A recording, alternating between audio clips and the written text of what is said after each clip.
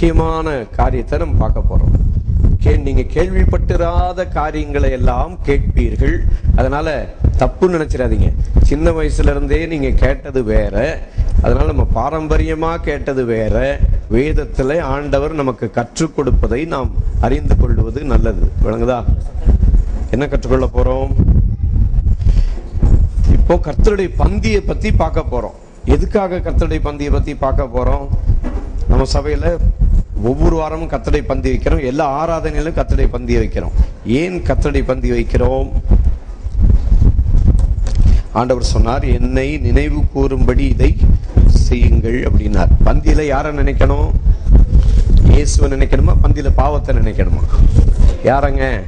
அந்த பாவத்தின் பரிகாரியாகிய இயேசுவை நினைத்து, என்னுடைய பாவத்திற்காக தான் இவர் மரித்தார் என்று சொல்லி அவரை நினைத்து என்ன செய்யணும்? பந்தியில பங்கு பெறணும். அதனால பந்தியில பங்கு பெறாம யாருமே என்ன செய்யக்கூடாது? இருக்கக்கூடாது. யார் கட்டாயம் பந்தியில பங்கு பெறணும்னு சொல்லிட்டு 13:13 இருக்குது. எங்க? லேவியராகமத்துல. லேவியராகம புஸ்தகம், the book of Leviticus chapter 13 verse 13. அப்பொழுது ஆசாரியன் பார்த்து, குஷ்டம் அவன் சரீரம் முழுவதையும் மூடியிருந்தால் அவன் குற்றம் உள்ளவன். கவனிக்கிறீங்களா? குஷ்டம் எவ்வளவு இருக்கணும்? குஷ்டம் எவ்வளவு இருக்கணும்? சரீரம் முழுவதும். யார் நீதிமானாக முடியும்? Who is qualified to become a righteous man?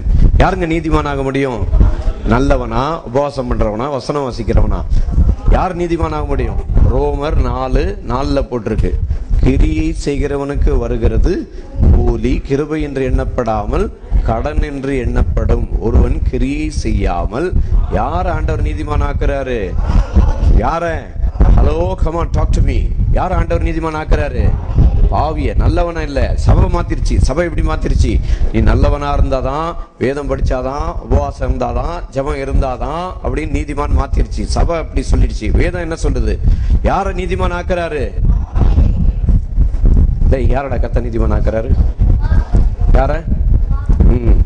இந்த பசங்கெல்லாம் கேட்கலன்னு நினைச்சிடாதீங்க. பசங்கெல்லாம் விளையாண்டுகிட்டு இருந்தாலும் காதல என்ன விழுது? வசனம் விழும். விளங்குதா? அதுக்காக என்ன செய்யுங்க, உங்க பசங்களை அட்டகாசம் பண்ணுதுன்னு சொல்லிட்டு வீட்டுல விட்டு வராதீங்க. இங்க விட்டுருங்க. அதுக்கப்புறம் கர்த்தர் பார்த்து கொள்வார். ஒரு சிலர் சொல்லுவாங்க, பேரண்ட்ஸ் என்னுடைய பிள்ளைங்க ரொம்ப அட்டகாசம் பண்ணுது பாஸ்டர், அதனால நாங்க விட்டுட்டு வந்துட்டேன்னுவாங்க. அட்டகாசம் பண்ணுதுன்னு நீங்க விட்டுட்டு வந்தா பெருசானா அதுக்கப்புறம் சபைக்குள்ள என்ன செய்யாது? ஆளு வரவே வராது. அதனால எந்த அட்டகாசம் பண்ணாலும் எங்க கொண்டு வந்து விடுங்க? இங்க கொண்டு வந்து விட்டுருங்க. இங்க அட்டகாசம் எல்லாம் என்ன ஆகுதோ எல்லாம் அப்புறம் கர்த்தர் மாத்திடுவார். என்ன வசனம் என்ன சொல்லுது? அந்த சொன்னா பாருங்க பதில். யார் ஆண்டவர் நீதிமான் ஆக்குறாரு? நல்லவன நீதிமான் ஆக்குறாருன்னு போடல. யார நீதிமான் ஆக்குறாரு? சரி, இப்ப அதுல இன்னொரு கருத்து இருக்குது. பாதி பாவியை நீதிமான் ஆக்குறாரா? 90% பாவியை நீதிமான் ஆக்குறாரா? ஹலோ, கவனிக்கிறீங்களா? 90% பாவி, 10% நீதிமான். அவன் நீதிமான் ஆக முடியுமா? முடியாது. மொத்தமா என்ன இருக்கணும்? பாவி. அதுக்காக தான் அது உங்களுக்கு புரியலங்கிறதுக்காக தான் லேவியராகமம் 13:13 வாசிக்க சொன்னேன். இப்போ இந்த ரோமர் 4:4 லேவியராகமம் 13:13 ஒத்து வச்சு பாருங்க. என்ன சொல்லுது? சரீரத்துல குஷ்டம் முழுதும் இருந்தாதான் என்னது?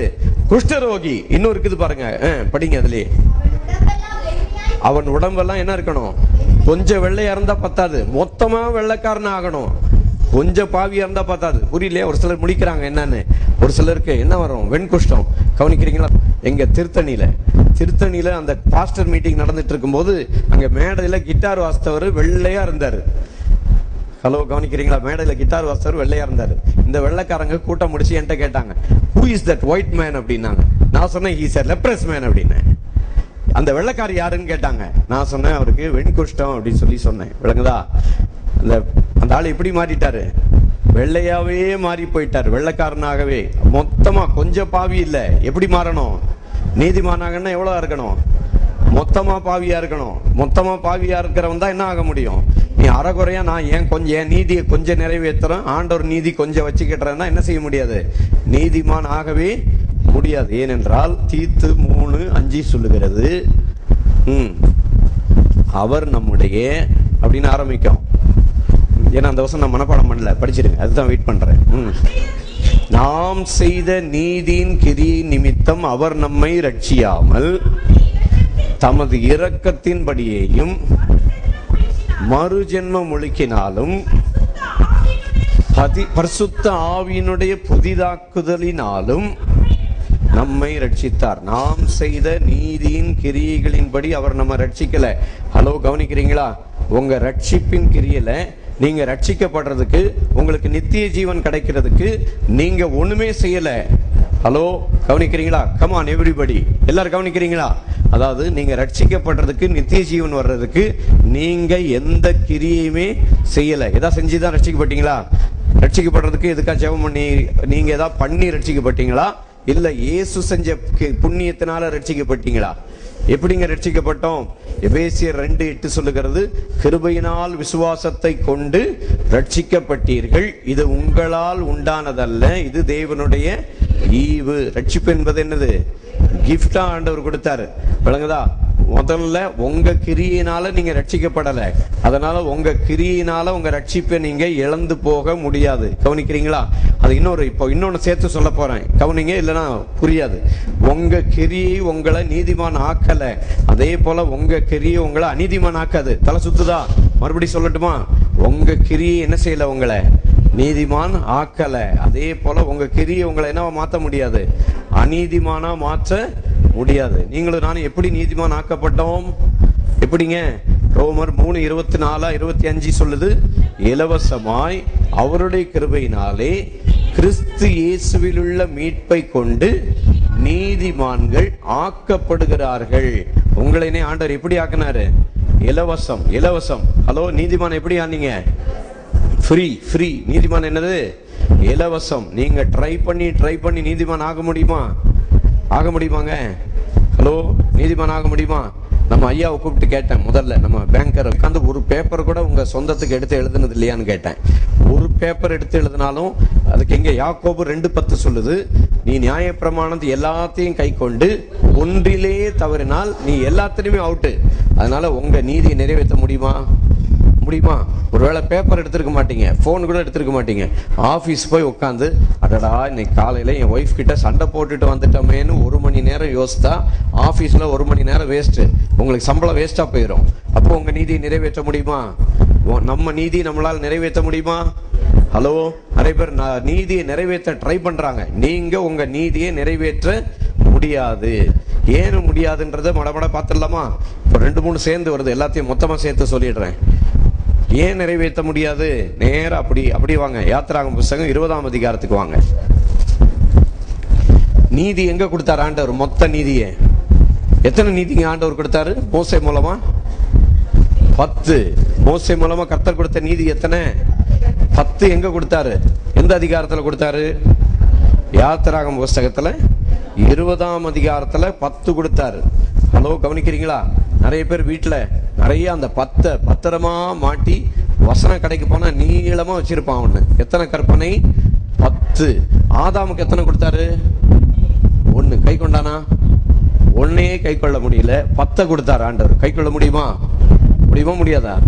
சரி, பைபிள் வசனம் என்ன சொல்லுது பார்த்துடலாமா? கை கொள்ள முடியுமா முடியாதா நீட்டு வசனம் என்ன சொல்லுது நீட்டு? யாத்திராகம புத்தகத்துல 20ஆம் அதிகாரத்துல ஆண்டவர் 10 கற்பனையை இஸ்ரவேல் ஜனங்களுக்கு கொடுத்தப்போ என்ன நடந்தது தெரியுமா? இப்போ 20ஆம் அதிகாரத்துல 18ஆம் வசனம் படிங்க. அதாவது நியாயப்பிரமாணத்தை ஆண்டவர் கொடுத்தப்போ ஜனங்கள் எல்லாரும் இடி முழக்கங்களையும் மின்னல்களையும் எக்கால சத்தத்தையும் மலை புகைகிறதையும் கண்டார்கள். அதை கண்டு ஜனங்கள் பின்வாங்கி. ஹலோ, கவனிக்கிறீங்களா? ஏன் ஒரு மனுஷன் பின்வாங்கி போறான்? கவனிக்கிறீங்களா? பின்வாங்கி ஒருத்தன் போறதுக்கு காரணம் எது? நியாய பிரமாணம் என்று வேதம் சொல்லுகிறது. ஜனங்க என்ன பண்ணாங்க? பின்வாங்கி. இது அப்படியே மத்தேயு 8க்கு ஒப்பிட்டு பாருங்க.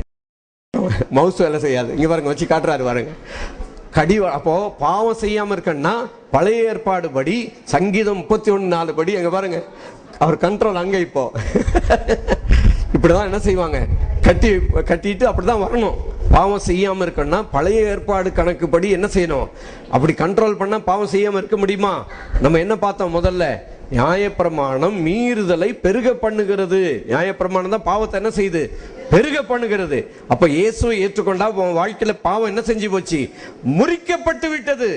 எங்கே முறிக்கப்பட்டது? கல்வாரி சிலுவையிலே. பாவம் இல்லாதவர், பாவம் செய்யாதவர் பாவமாக்கப்பட்டபடியால் உங்களை கர்த்தர் நீதிமானாய் மாற்றி விட்டார்.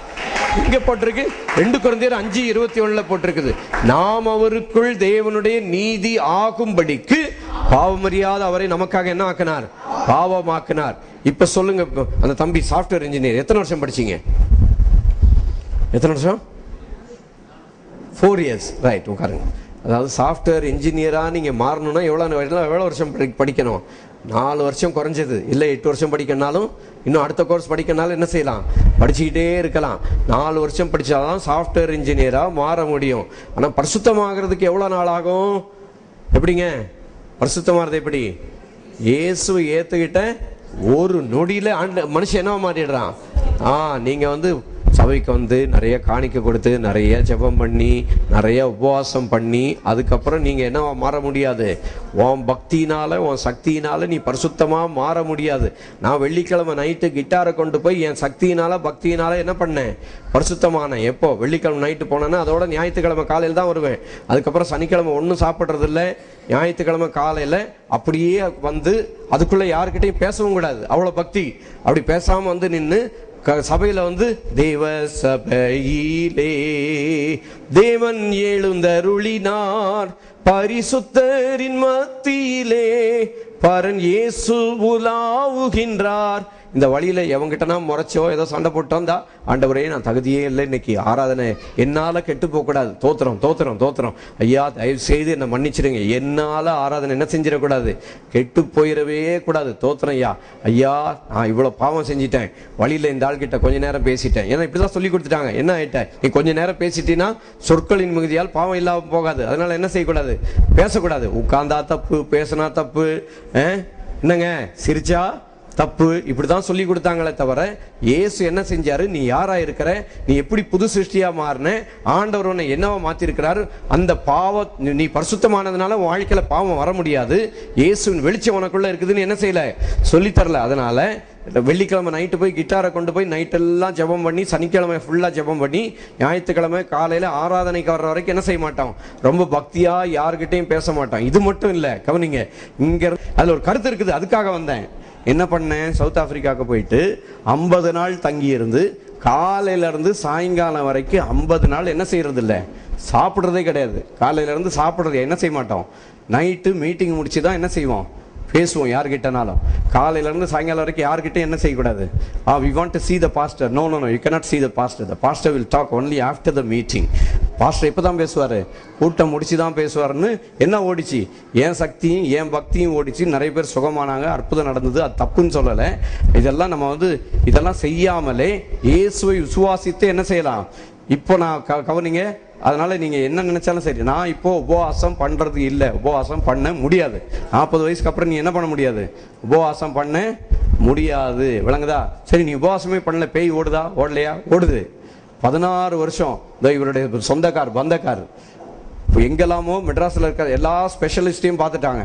எல்லா ஸ்பெஷலிஸ்டையும் பார்த்துட்டு கடைசியா இங்க நம்ம சபைக்கு நுழைஞ்சாங்க. நான் ஒன்றும் பண்ணலை, உபவாசமும் பண்ணலை, ஜெபமும் பண்ணல. நேரா கையை காமிச்சு போ இயேசுவின் நாமத்துல. அது என்ன செஞ்சிருச்சு?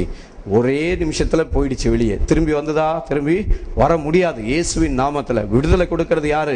இயேசு கிறிஸ்து. இதை எதுக்காக சொல்றேன்? ஒரு சிலர் என்கிட்ட கேட்டாங்க, பாஸ்டர் உபவாசம் இருக்கணுமா வேண்டாமான்னு சொல்லி. நீ உபவாசம் இருக்கிறதுனால காரியத்தை சாதிக்க முடியாது. காரியம் நடக்கிறது கல்வாரி சிலுவையில இயேசு கிறிஸ்து மரித்து உயிர்த்தெழுந்ததினால் நடக்கிறது. விளங்குதா? உன் பக்தியினால இல்ல, உன் சக்தியினால ஆகாது. விளங்குதா? இப்போ ஒரு பேய் மட்டும் இல்ல, இப்போ நிறைய பேய் ஓடதான் செய்யுது. நிறைய ஒரு பேய் இல்லை, எத்தனையோ வருஷம் பேயெல்லாம் இங்க வருது. என்ன செய்யுது? தானா ஓடிட்டு தான் இருக்குது. ஒவ்வொருத்தர் தனித்தனியா கூப்பிட்டு கேளுங்க. இங்க பேய் இன்டர்வியூ வச்சா இப்போ அது நல்லா இருக்காது. எப்படி அதெல்லாம் சொல்லி கேட்டா? விளங்குதா? இப்போ கருத்து என்ன? அதாவது பாவம் செய்யாத படிக்கு. நீ நியாயப்பிரமாணத்துக்கு கீழே இருந்தால் அவனால பாவம் செய்யாமல் என்ன செய்ய முடியாது, இருக்கவே முடியாது. நீ எவ்வளவுதான் பக்தி சக்தி முயற்சி செய்தாலும் வேதம் சொல்லுகிறது மீறுதல் பெருகும்படிக்கு நியாயப்பிரமாணம் வந்தது. நியாயப்பிரமாணம் எதனால வந்துச்சு? பாவம் பெருகிறதுக்கு. அப்ப நியாயப்பிரமாணத்தை பிரசங்கம் பண்ணா என்ன எழுப்புதல் உண்டாகும்? வசனம் சொல்லுது பாவத்தின் எழுப்புதல். அதனால நியாயப்பிரமாணத்தை கவனிக்கிறீங்களா? நியாயப்பிரமாணத்தை நான் பிரசங்கம் பண்றது இல்லை, இப்போ ஆண்டவர் இயேசுவை நான் பிரசங்கித்துக் கொண்டிருக்கிறேன். அதனால நீங்க டெலிவிஷன்ல எங்க சுவிட்ச் ஆன் பண்ணி எந்த பிரசங்கத்தை கேட்டாலும் பிரமாணத்தை சொல்லிட்டு கடைசியா என்ன சொல்லுவாங்க? நடுவில் அங்கங்க இயேசுன்றதை சொல்லுவாங்களே தவிர இயேசுவை என்ன செய்ய முடியாது, பிரசங்கம் பண்ண மாட்டாங்க. இயேசுவை பிரசங்கம் பண்றதுன்னா என்ன அர்த்தம்? நீ கிறிஸ்துவுக்குள்ள யாரா இருக்கிற, அதனால உனக்கு என்னெல்லாம் கிடைச்சதுன்றத பார்க்கறதுக்கு பேர் தான் என்னது, இயேசுவை நான் பார்க்கிறது. இன்னும் இந்த பாவம் செய்யாத படிக்கின்றதுக்கு இன்னும் 2-3 வசனம் இருக்குது. அதை மட்டும் சொல்லிட்டு இப்போ கிறிஸ்துவை இன்னும் நிறைய உயர்த்துறதுக்காக மகிமைப்படுத்துறதுக்கு ஒரு சில காரியங்களை கர்த்தர் சொல்லும்படிக்கு சொன்னார். அதை நம்ம சொல்ல போறோம். இன்னைக்கு ரொம்ப உற்சாகமா நம்ம கர்த்தரை மகிமைப்படுத்த போகிறோம். ஆண்டவர் சொன்னார் யோவான் 8ஆம் அதிகாரத்தில் 11ஆம் வசனத்தில் என்ன சொன்னார்? நானும் உன்னை ஆக்கினைக்குள்ளாக தீர்க்கிறதில்லை, நீ போ இனி. ஆண்டவர் இயேசு என்ன சொன்னாரு? ஆக்கினைக்குள்ளாக தீர்க்கிறதில்லை, நீ போ இனி. சபை எப்படி மாத்திருச்சு? நீ பாவம் செய்யாத, அப்ப நான் உன்னை என்ன செய்ய மாட்டேன், ஆக்கினைக்குள்ளாக தீர்க்க மாட்டேன். புரியுதா, விளங்குதா என்னன்னுட்டு? நான் உன்னை என்ன செய்ய மாட்டேன், ஆக்கினைக்குள்ளாக தீர்க்க மாட்டேன், நீ போ, என்ன செய்யாத. அப்படின்னா என்ன அர்த்தம்? The power of no condemnation gives you power to overcome sin. அதான் நான் உன்னை ஆக்கினைக்குள்ளாக தீர்க்காமல் இருக்கிற சக்தி உன்னை பாவத்தை மேற்கொள்ள உதவி செய்கிறது. விளங்குதா? ஆண்டவர் இயேசு உங்களை என்ன செய்யறதில்ல, ஆக்கினைக்குள்ளாக தீர்க்கிறது இல்லை. யாரையுமே ஆண்டவர் என்ன செய்யறதில்ல, ஆக்கினைக்குள்ளாக. ஏன்னா யோவான் 5:24 எல்லாரும் மனப்பாடம் பண்ணிட்டீங்க, ஆக்கினை தீர்ப்பு இல்லைன்னு. அதுக்கு மேல நீங்க படிச்சீங்கன்னா இயேசு என்ன சொல்றாரு? 19:20 5ஆம் அதிகாரத்துல பிதாவானவர் சகல அதிகாரத்தையும் நியாய தீர்ப்பையும் யார்கிட்ட கொடுத்திருக்கிறாரு? குமாரன் இடத்தில் கொடுத்திருக்கிறார். நியாய தீர்ப்பை பிதாவானவர் குமாரன் கிட்ட கொடுத்துட்டாரு. அப்ப குமாரன் தான் என்ன செய்யணும், நியாய தீர்ப்பு கொடுக்கணும். ஆனா அந்த குமாரன் 5:24 என்ன சொல்லிட்டாரு? நான் யாரும் என்ன செய்யறது இல்லை, நியாய தீர்ப்பு கொடுக்கிறது இல்லை, ஆக்கினை தீர்ப்பு உட்படுத்துகிறது இல்லை. அடுத்தது இங்க யோவான் 8:11 பார்த்தோம், நானும் உன்னை ஆக்கினைக்குள்ளாக தீர்க்கிறதில்லை, நீ போய் நீ. அதனால நீ போ, பாவம் செய்யாத. பாவம் செய்யாதன்னு நான் பிரசங்கம் பண்ணல. நான் என்ன சொல்றேன்? இயேசுவனை என்ன செய்யறது இல்லை, ஆண்டவர் உன்னை ஆக்கினைக்குள்ளாக தீர்க்க மாட்டாரு, தீர்க்க மாட்டாரு, தீர்க்க மாட்டாரு. அப்ப தீர்க்க மாட்டார், தீர்க்க மாட்டார் சொன்னா நீ என்ன செய்ய மாட்ட, பாவம் செய்ய மாட்ட. சரி, அது எப்படி நீங்க அப்படி சொல்றீங்க? வசனத்துல பார்த்துடலாமா? இப்போ ஒரு சின்ன டிராமா கவனிக்கிறீங்களா? ஒரு டிராமா தான் இருக்குது வசனத்துல. 1 யோவான் 2ஆம் அதிகாரம் 1 வசனத்துக்கு ஒரு டிராமா இருக்குது. என் பிள்ளைகளே, நீங்கள் பாவம் செய்யாத படிக்கு இவைகளை உங்களுக்கு எழுதுகிறேன். எவைகளை எழுதுகிறார்? தொடர்ந்து படிங்க அடுத்த வசனம். ஒருவன் பாவம் செய்வானானால் நீதிபரராய் இருக்கிற இயேசு கிறிஸ்து நமக்காக பிதாவின் இடத்தில் என்ன செய்கிறார்? பரிந்து பேசுகிறவராய் இருக்கிறார். இப்ப யாராவது ஒரு பையன் ஓடியா, யார் நீ ஓடியா, முன்னால இருக்கிறவரா, டக்குன்னு ஓடியா. இப்போ ஒரு உதாரணம் விளக்குதா? இப்போ பாவம் செஞ்சிட்டார் உதாரணத்துக்கு. இப்ப இவர் யாரு? பாவி. இவர் கவனிங்க, இவர் இயேசு கிறிஸ்து. இவர் யார்? இவர் இயேசு, இவர் பாவி. நான் பிதாவுக்கு அடையாளமா இப்போ உதாரணம். இந்த வசனத்துக்கு ஒரு சின்ன உதாரணம் சொல்றேன். 1 யோவான் 2ஆம் அதிகாரத்துல முதல் 2 வசனம், பிள்ளைகளே நீங்கள் பாவம் செய்யாதபடிக்கு இவைகளை உங்களுக்கு எழுதுகிறேன். ஒருவன் பாவம் செய்தால், இப்ப இவர் பாவம் செஞ்சிட்டாருன்னு இவர் உள்ளம் சொல்லுது. சாத்தான் சொல்றான் இவர் இந்த இடத்துல இந்த பாவத்தை செஞ்சிட்டாருன்னு சொல்லி. இப்ப இந்த இயேசு என்ன செய்யறாரு? பிதா முன்பாக என்ன செய்யறாரு? நீதிபரர். இங்கிலீஷ் பைபிள்ல we have an advocate with the father ன்னு சொல்லியிருக்கு. இங்கிலீஷ்ல என்ன போட்டிருக்கு? நமக்கு முன்னால ஒரு வக்கீல் ஒருத்தர் இருக்கிறார் பிதா முன்னால. இந்த வக்கீல் என்ன சொல்றாரு? இவர் பாவின்னு சொல்லும்போது இந்த வக்கீல் பிதா கிட்ட என்ன சொல்லுவாரு? என்னங்க சொல்லுவாரு? இந்த பாவத்துக்குரிய கரையத்தை நான் சிலுவையில சுமந்துட்டேன்னு சொல்லுவார் இவரு. இந்த விளங்குதா? இந்த இயேசு என்ன சொல்லுவாரு? இந்த பாவத்துக்குரிய தண்டனை அங்க 2000 வருஷத்துக்கு முன்னால என்ன செஞ்சாச்சு? சிலுவையிலே முடிஞ்சு போச்சு. சரி, பாவத்தை ஆண்டவர் மன்னிச்சிட்டாருன்னு சொன்னா வேதம் நிறைய பாவம் செய்வாங்கன்னு சொல்லுதா? வேதம் என்ன சொல்லுது? நீங்கள் பாவம் செய்யாதபடிக்கு. அப்போ பிதா முன்னால இயேசு உங்களுக்காக எனக்காக நின்று என்ன சொல்றாரு? இவன் செய்யற மொத்த பாவத்துக்குரிய கரையத்தை எங்க செலுத்திட்டேன்? சிலுவையில செலுத்திட்டேன்னு சொல்லிட்டு, சரி இந்த கேஸ் க்ளோஸ்ட். இந்த பாவத்துக்குரிய தண்டனை யார் ஏத்துக்கிட்டாரு? இந்த இயேசு ஏத்துக்கிட்டார். நீ போலாம், நீ விடுதலை ஆயிட்ட. அதனால இயேசு உன்னை என்ன செஞ்சிட்டாரு? விடுதலை ஆக்கிட்டாரு. போலாம், ஓடு. க்ளோரி. இயேசு விடுதலை ஆக்கினார் சொன்னா கைத்தட்டி ஆண்டவர் மகிமைப்படுத்த வேணாமா? க்ளோரி.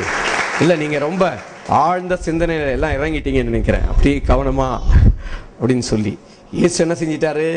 இந்த வசனத்தை கவனிக்கிறீங்களா? இந்த வசனத்தை 1972 இருந்து எந்த பிரசங்கியார் வாயிலையும் நான் இந்த வசனத்தை கேட்டதே இல்லை. எந்த வசனம்? 2 வசனம்.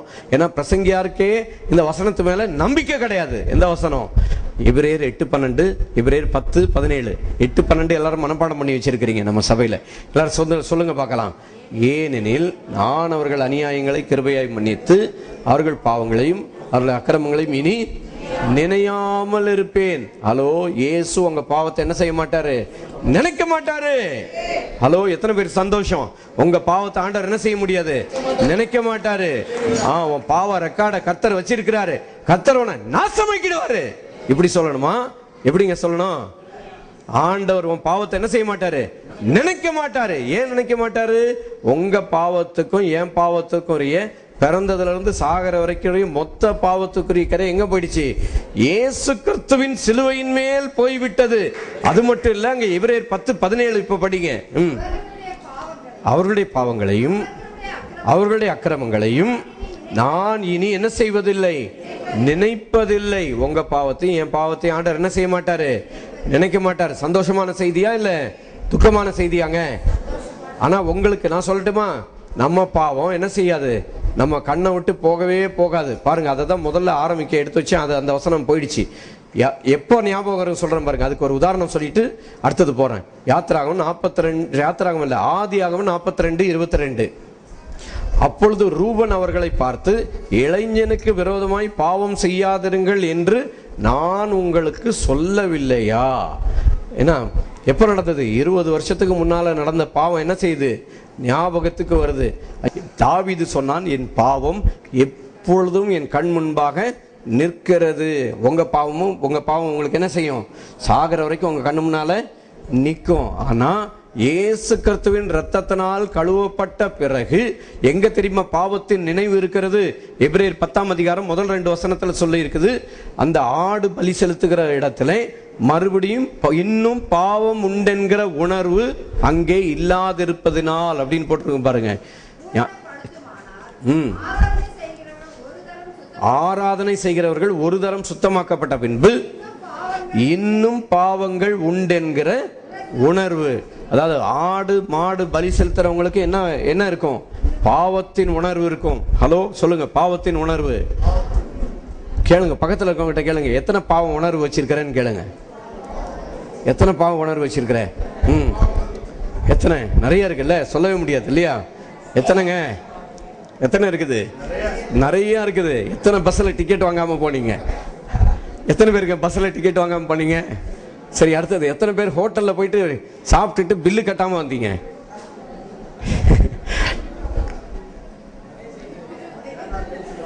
நீ பாருங்க, முன்னால ஒருத்தர் கையை தூக்குறாரு.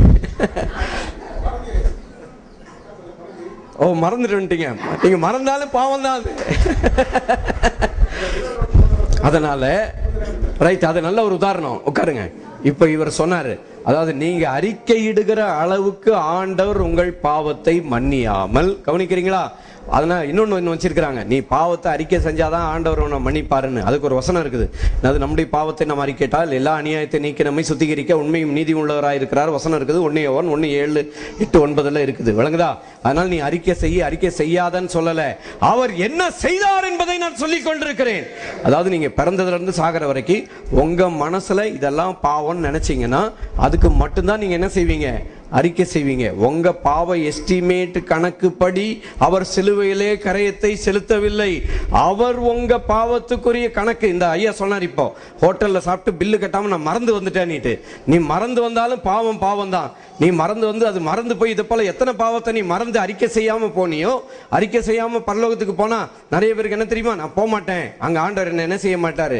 சேர்க்க மாட்டாரு. ஆனா உங்க எஸ்டிமேட் படி ஆண்டவர் உங்க பாவத்தை மன்னிக்கல. அவர் கல்வாரி சிலுவையிலே உங்க பாவ கணக்க அவர் எஸ்டிமேட் போட்டு அந்த எஸ்டிமேட்டுக்கு மேலாக நமக்காக சிலுவையிலே கரையத்தை செலுத்தி விட்டார். ஆமென். அந்த நற்செய்தியினால் தான் நாம் இந்த இடத்துல வந்திருக்கிறோம். ஆமென். வேதம்